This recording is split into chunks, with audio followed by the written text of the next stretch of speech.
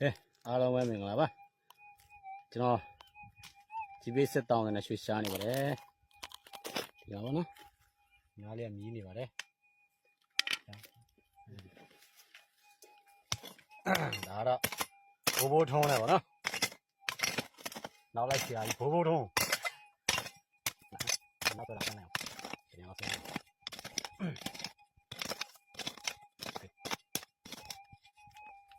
နော်မြည်အောင်နော်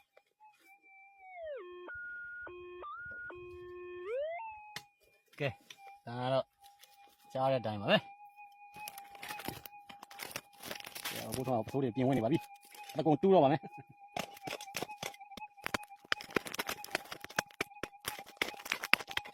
ရတယ်ဒီလိုဒီမဲလုံးလုံးရှိတာလုံးလုံးနော်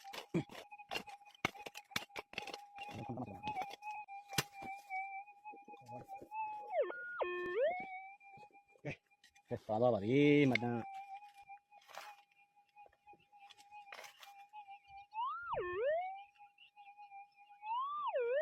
ကဲဒီနေပါပြီ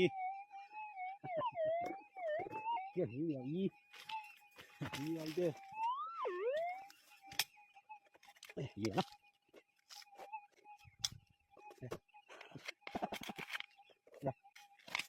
ရွှေမလို့အောက်ကြဟုတ်လား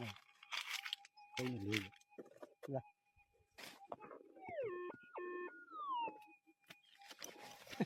ရွှေတော့ရွှေလည်းမြင်နေအောင်အောက်မြင်နေ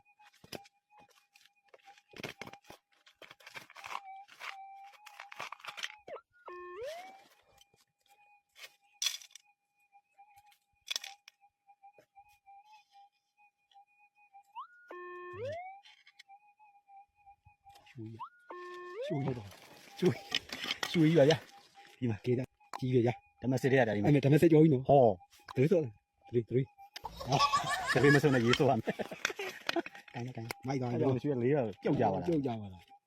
ရွှေဖြစ်ပါတယ်ဓမ္မစစ်က ကြီးပဲ ဒါတဲပင်စလောက်ပါဗျာမောင်သူပြောတဲ့နေရာမရှိဘူး မရှိသေးနေရ တဲပင်စလောက်အဲ့ဒါဂျိုးကန်တာမြင်အောင် မြင်အောင်လို့ငါတို့ကြည့်လို့ကြည့် အဲ့ဒါရွှေလို့ ဒါ ဒါ သေးကြတယ်လို့တော့ကြည့်ပါတော့ ဒီမှာဂျိုးလေးကကြည့်ပါ ဟုတ်တယ်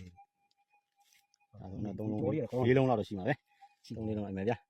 ကဲနှစ်ပါဗျာကဲဘိုးတော်လက်မလေးထောင်းအောင်โอเคlucky โอเค thank you ပါ